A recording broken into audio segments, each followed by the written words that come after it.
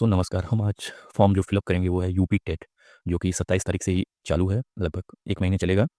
तो हमको क्या करना होगा कि सबसे पहले इसमें जो इस बार का नया प्रोसेस है उसमें हमको ओटीआर करना होगा। ओटीआर के बिना आप नहीं कर सकते। इस बार नया नियम आया है तो हमको सबसे पहले ओटीआर करना होगा। यहाँ पे ओटीआर इस वाले बॉक्स में होगा, यहाँ पे ओटीआर होगा। ओटीआर होने के बाद फिर हम यहाँ पे लॉगिन कर सकेंगे। तो बिना समय गवाए हम क्या करते हैं कि ओटीआर करते हैं, और जो भी डिटेल होगी मैं इसका लिंक जो है वो डिस्क्रिप्शन बॉक्स में दे दूँगा, तो आप वहाँ पे जाके देख लीजिएगा। स्टार्टिंग 27 से है, लगभग 1 महीना चलना है इसको। ठीक है, तो हम सबसे पहले क्या करेंगे, न्यू कैंडिडेट पे लॉगिन करेंगे। तो हम इस पे जैसे ही क्लिक करेंगे इस तरह का इंटरफेस आएगा, तो हम इसको फिलअप करते हैं, आपको बता देते हैं। 10th के अकॉर्डिंग देनी है, तो सब चलो हम फटाफट इसको हम फिलअप कर लेते हैं, आपको बताते हैं कैसे। सबसे पहले हम अपना पूरा नाम लिखेंगे, फिर उसके बाद पूरे नाम को हम तुरंत वेरीफाई करेंगे। वेरीफाई करने के बाद इस तरह देखिए वेरीफाई हो गया, फिर हम फादर्स नेम लिखेंगे। फादर्स नेम को भी हम वेरीफाई करेंगे। जैसे वेरीफाई करेंगे फिर हम मदर्स नेम लिखेंगे। मदर्स नेम में को हम वेरीफाई करेंगे, जितना लंबा नाम होगा वैसे ही आप लिख लीजिएगा। फिर उसके बाद हम अपनी डेट ऑफ बर्थ लिखेंगे यहाँ पे, जैसे मंथ सेलेक्ट करेंगे। मंथ सेलेक्ट करने के बाद फिर हम अपना ईयर सेलेक्ट करेंगे। उसी तरह हम फिर इसको हम वेरीफाई करेंगे, डेट। फिर उसके बाद यहाँ पे हम अपना मंथ सेलेक्ट करेंगे, फिर यहाँ पे अपना हम ईयर सेलेक्ट करके वेरीफाई कर देंगे। इस तरह वेरीफाई हो गया। अब अगला स्टेप हमारा जेंडर सेलेक्ट करना है, तो यहाँ पे देखिए जो आपका होगा उसको आप सेलेक्ट कर लीजिएगा। फिर हमको जेंडर को वेरीफाई करना होगा यहाँ पे। इस तरह से हम जेंडर को वेरीफाई कर देंगे। जेंडर को यहाँ पे वेरीफाई करने के बाद फिर हम नीचे आएँगे, और नीचे यहाँ पे आने के बाद हमको क्या करना होगा कि इस वाले आप यहाँ पे देख सकते होंगे, एक चेक बॉक्स है, इसको पढ़ लेना है और इस चेक बॉक्स को क्लिक कर देना है। तो जैसे इस चेक बॉक्स पे हम क्लिक करेंगे, यहाँ पे 12 डिजिट का अपना आधार नंबर डालेंगे, और इतना रखें कि आपका जो आधार कार्ड है, जो लिंक है नंबर, उसको चालू रखिएगा, क्योंकि ओटीपी उसी पे आएगी। बिना ओटीपी के आपका नहीं हो पाएगा। इसको क्योंकि वेरीफाई करना है, जैसे हम इस पे वेरीफाई करेंगे आपके फ़ोन नंबर पे एक ओटीपी जाएगा, और उस ओटीपी को क्या करना है कि आपको यहाँ पे सबमिट करना है। जैसे हम इसको ओटीपी डालेंगे और यहाँ पे सबमिट करेंगे, इस तरह से मेरा आधार वेरीफाई हो जाएगा। इसी तरह फ़ोन नंबर वेरीफाई करना है आपको। फ़ोन नंबर आपको वही देना है जिस पे ओटीपी आए, और कोशिश करिए आधार में जो लिंक है वही फ़ोन नंबर रखिए यहाँ पे। तो इस तरह से हमारे फ़ोन पे भी एक ओटीपी जाएगा, हम इस ओटीपी को यहाँ पे डालते हैं।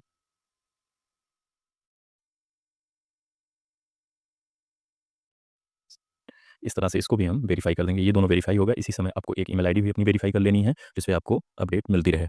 फटाफट हम अपनी ईमेल आईडी को भी वेरीफाई कर लेते हैं।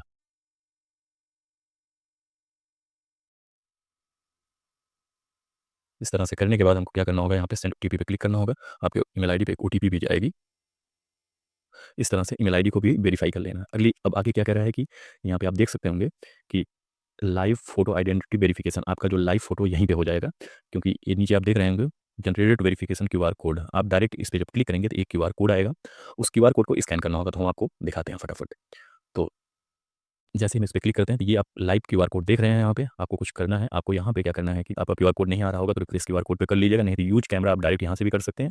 इसको आप अपने किसी भी फ़ोन के ब्राउज़र में जाना है, उसको वहाँ पे इस क्यूआर कोड को स्कैन करना है, एक लिंक आएगी, आप अपने फ़ोन से भी इस क्यूआर कोड को स्कैन करके डायरेक्ट अपडेट कर सकते हैं। तो हम फटाफट अपनी फ़ोटो को अपडेट करते हैं, फिर आगे का प्रोसेस हम आपको बताते हैं, क्योंकि इसमें है जो क्यूआर कोड को स्कैन करना है, टेक क्लियर, क्योंकि यही आपकी आइडेंटिटी बनेगी। उसके बाद स्क्रीन को आपको ऑटोमेटिक अपडेट हो जाएगा। जैसे दोस्तों हमने देखिए यहाँ पे सबमिट किया, ये हमारा क्या हुआ कि फ़ोटो वेरीफ़ाई हो गई। अगर फ़ोटो आपकी सही नहीं है तो रीटेक फ़ोटो पे यहाँ पे क्लिक कर सकते हैं, जहाँ रेड बन रहा है। हम अब एक अपना पासवर्ड क्रिएट कर लेते हैं। पासवर्ड आपको ऐसे क्रिएट करना है कि एक आपको अपर डिजिट जैसे स्मॉल लेटर, और एक कैपिटल लेटर, एक स्मॉल लेटर आपको रखना है। उसके बाद कोई चिन्ह एट द रेट स्टार, इस तरह से कोई चिन्ह ले लेना है, फिर कोई अंक ले लेना है। इस तरह से स्ट्रॉन्ग पासवर्ड आपका बन जाएगा। इस तरह से दोबारा पासवर्ड को कन्फर्म कर लेना है। एक यहाँ पे क्वेश्चन सेलेक्ट कर लेना है, जो भी आपको ठीक लगे। इसको करने के बाद आपको अपना क्वेश्चन का आंसर दे देना है, इसको याद रखिएगा। इसके बाद नीचे आप देखेंगे ह्यूमन वेरिफिकेशन है, इसको फिलअप कर लेना है। इतना करने के बाद आपको रजिस्टर एंड प्रोसीड नेक्स्ट पे क्लिक करना है। जैसे इस पे आप क्लिक करेंगे, इस तरह का देखेंगे कि आपकी डिटेल जो है वो आ जाएगी, और आप अपने आगे की डिटेल को यहाँ पे भरते हैं। जो बचा हुआ स्टार लगा हुआ वो कंपल्सरी है भरना। जैसे इसमें आपको पूछ रहा है जो आपके आधार से लिंक है फ़ोन नंबर, उसको आपको यहाँ पे भरना है। उसको भरने के बाद फिर आपको यहाँ पे मटेरियल स्टेटस देना है कि आप मैरिड हैं अनमैरिड हैं, वो सिलेक्ट कर लेना है। प्लेस ऑफ बर्थ आपको सिलेक्ट कर लेना है, कौन सा स्टेट आपका है, उसको सिलेक्ट करने के बाद आपको कोई एक कट मार्क या मोल आइडेंटिफिकेशन के लिए आपको सिलेक्ट कर लेना है। इस तरह से आपको सिलेक्ट कर लेना है। इसको सिलेक्ट करने के बाद आपको कह रहा है कि यहाँ पे दोस्तों अपना क्या करना है, जो अनरिजर्व हो गया, शेड्यूल कास्ट हो गया, शेड्यूल ट्राइब हो गया, या इकोनॉमिकली वीकर सेक्शन ईडब्ल्यूएस होगा, अपना सिलेक्ट कर लेना है। जैसे मैंने ओबीसी सिलेक्ट किया, यहाँ पे creamy layer, non creamy layer select कर लेना, जो भी आपको होगा। अगर आप क्रीमी नॉन क्रीमी लेयर हैं तो आपको एक यहाँ का इशू जो होगा, कास्ट सर्टिफिकेट देना होगा, जाति प्रमाण पत्र। अब जिस भी स्टेट के होंगे तो आपको वो लगेगा, लेकिन यूपी के होंगे तो आपको यहाँ पे उसमें एक सर्टिफिकेट नंबर होगा, यहाँ पे करना है। उसके बाद कब डेट इसकी इशू की गई है किस डेट पे, और वो इशू डेट यहाँ पे आपको डालना होगा। उसके बाद आपको कौन सी अथॉरिटी ने इसको अप्रूव्ड किया है, जैसे तहसीलदार हुआ या एसडीएम हुआ या डीएम हुआ, तो उसको आपको देना होगा। उसके बाद किस स्टेट से ये हुआ है, तो उत्तर प्रदेश जैसे मेरा हुआ तो मैंने डाल दिया, उत्तर प्रदेश ही डालना है। यहाँ पे अगर आप पीएच हैं तो आपको एस करना, नहीं तो नो करना है। अगर कोई स्पेशल रिजर्वेशन चाहिए, जैसे एक्स आर्मी सर्विसमैन है या डिपेंडेंट फ्रीडम फाइटर है, तो आपको इसको सिलेक्ट करना है, नहीं तो नॉन सेलेक्ट करके आगे बढ़ना है। सीकिंग एज रिलैक्सेशन अगर आपको चाहिए तो यस करना है, नहीं तो आप नो करके सेव नेक्स्ट स्टेप पे क्लिक कर दें।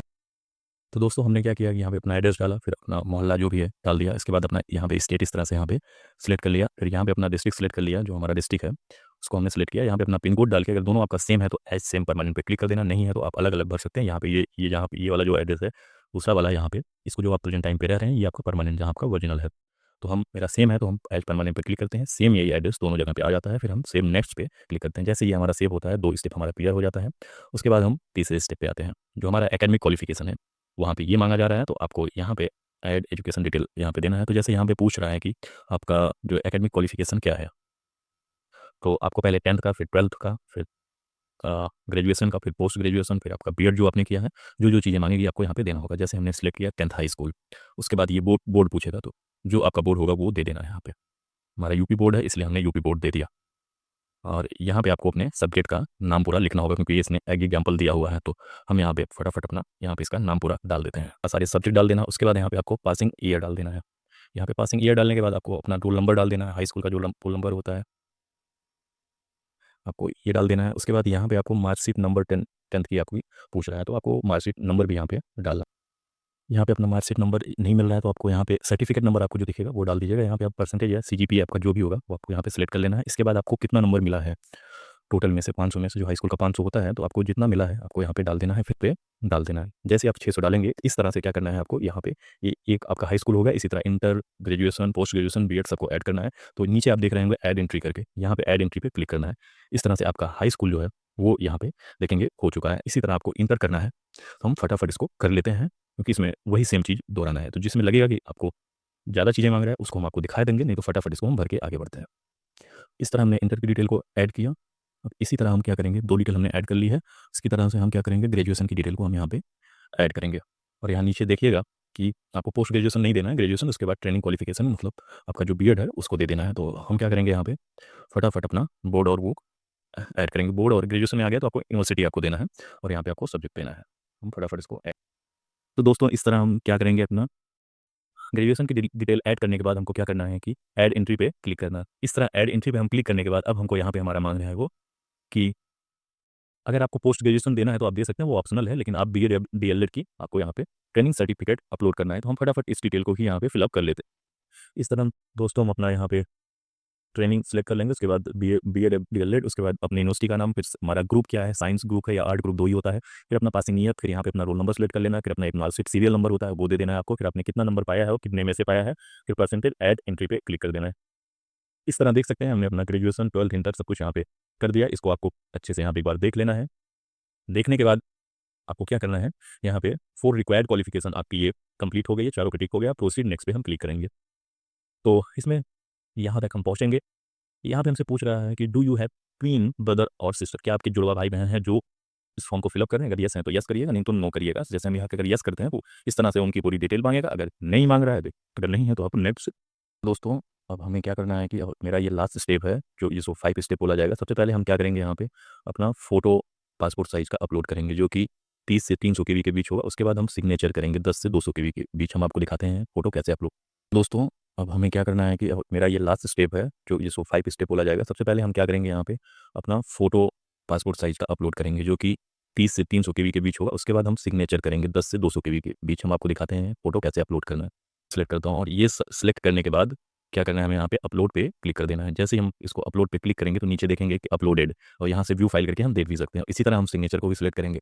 यहाँ पे हमने सिग्नेचर को इस तरह सेलेक्ट किया, हम अपनी सिग्नेचर को भी सिलेक्ट करेंगे और इसी फॉर्मेट में होना भी चाहिए। तो इस तरह हम अपलोड पे करेंगे। देखिए अपलोडेड यहाँ पे दिखा रहा है। उसके बाद यहाँ पे कह रहा है कि फोटो आइडेंटिटी प्रूफ आपको देना होगी, जो 50 से 500 केबी के बीच होगा। ये पीडीएफ माध्यम में होगा। तो यहाँ से हम अपने डॉक्यूमेंट सेलेक्ट करेंगे, इसमें से कोई भी आप दे सकते हैं। तो कोशिश करिए आधार कार्ड दीजिए। तो हम आधार कार्ड को यहाँ पे सिलेक्ट कर लेते हैं। उसके बाद इसके 12 डिजिट जो नंबर है उसको आपको यहाँ दर्ज करना होगा। हम दर्ज कर देते हैं इसको। ये नंबर आपको दर्ज करने के बाद फिर यहाँ पे सिलेक्ट फाइल पे जाना है, और सिलेक्ट फाइल पे जाने के बाद आपको अपना आधार कार्ड यहाँ से सिलेक्ट कर लेना है। ये अपलोड का ऑप्शन आ गया, हम इस पर क्लिक कर देंगे। देखिए मेरा अपलोड हो गया। तो आपको इसमें 10th की मार्कशीट को अपना सिलेक्ट करेंगे। इस तरह हम यहाँ पे 10th की मार्कशीट के लिए सिलेक्ट करेंगे, और जो मेरा 10th की मार्कशीट है वो सिलेक्ट हो गई। अब इसको हम अपलोड पे क्लिक करेंगे। इस तरह से इसको नीचे व्यू करके आप देख भी सकते हैं। उसी तरह हम 12th की कर लेंगे फटाफट। इस तरह सेलेक्ट कर लेंगे, उसके बाद यहाँ पे अपलोड कर देंगे। ये भी, इसको भी आप देख सकते हैं। इसी तरह हम ग्रेजुएशन की भी सिलेक्ट करेंगे, यहाँ पे अपलोड पे इस तरह से क्लिक कर देंगे।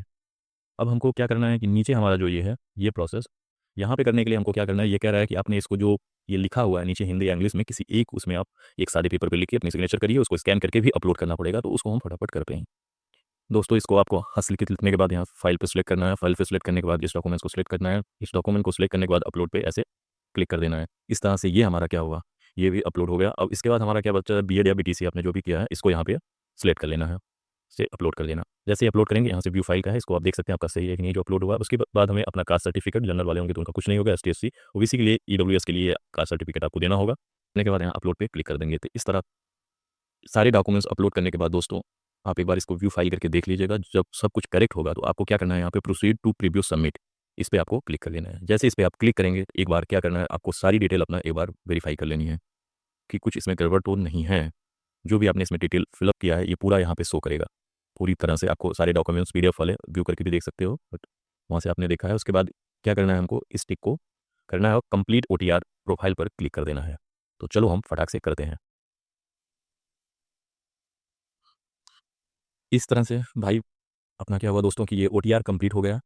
अब इतना ओटीआर कंप्लीट करने के बाद, ये हमारा ओटीआर का प्रोसेस था। अब हम क्या करते हैं, अब यहाँ आप नीचे देख सकते हैं यहाँ पे स्क्रीन पे कि यूपी टेट 2026 अप्लाई करने के लिए ऑप्शन दे रहा है।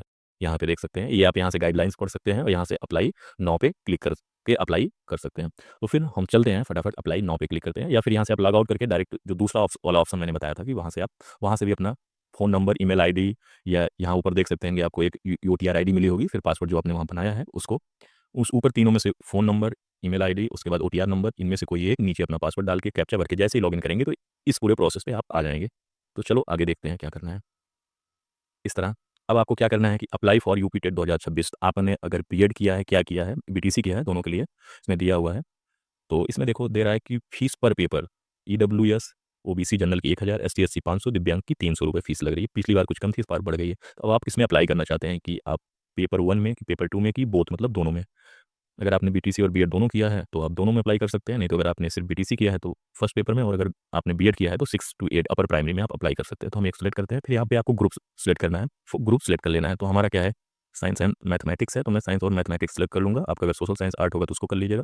और इसमें क्या है कि are you working government teacher, अगर हाँ, आप अगर गवर्नमेंट टीचर में हैं तो इस समय तो वर्क कर रहे हैं तो ठीक है, नहीं तो नो कर दीजिए।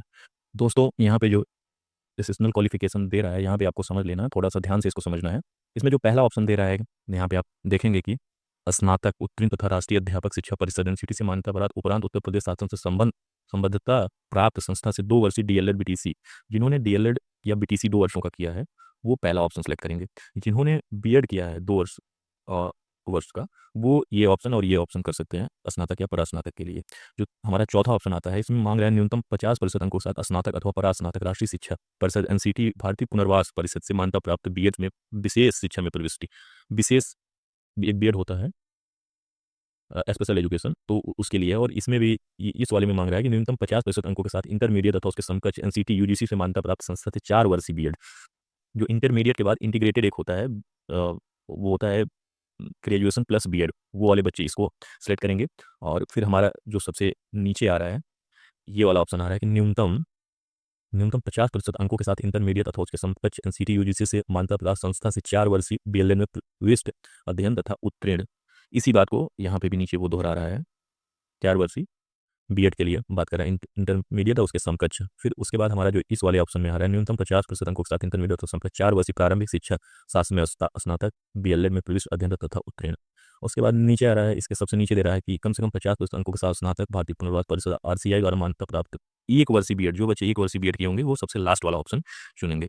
तो इसमें हमने 2 वर्षीय बीएड किया है, तो हम क्या करेंगे कि न्यूनतम 50% अंकों के साथ स्नातक और परास्नातक राष्ट्रीय अध्यापक शिक्षा एनसीटी से मान्यता प्राप्त, इसमें हम इसको सिलेक्ट कर लेंगे। अब हमने बीएड अब कहाँ से किया है, वो यूनिवर्सिटी को हम यहाँ पे डालेंगे। तो हम अपनी यूनिवर्सिटी का यहाँ पे नाम डाल देते हैं। अब यहाँ पे हम स्टेटस इसका डाल देते हैं पास। अगर जो पास नहीं है, जो पास्ट है पूरी तरह से जो कर रहे हैं वो डाल सकते हैं, जो पास हैं इसको डाल सकते हैं। उसके बाद इसमें पूछ रहा है कि आपने ये डेट ऑफ ग्रेजुएशन, इसकी मार्कशीट की जो डेट पूछ रहा है, इसको हम फटाफट भर देते हैं। इस डेट को भरने के बाद आपको टोटल मतलब कितना नंबर आपको मिला है, अपना नंबर डाल देते हैं। फिर आपको कितने में से मिला है उसको पूर्णांक आपको यहाँ डाल देना है। फिर उसके बाद आपको यहाँ अपना पहली लैंग्वेज तो हिंदी होगी, सेकंड लैंग्वेज आपको सेलेक्ट करना होगा। इसमें संस्कृत, इंग्लिश, उर्दू तीनों में से कोई सेलेक्ट कर लीजिएगा। उसके बाद हम इतना करने के बाद यहाँ सेव नेक्स्ट पे क्लिक करेंगे। ये करने के बाद अब आपको क्या करना होगा, यहाँ पे जो आपने बीएड किया है उसकी आपको यहाँ पे डॉक्यूमेंट्स अपलोड करना होगा।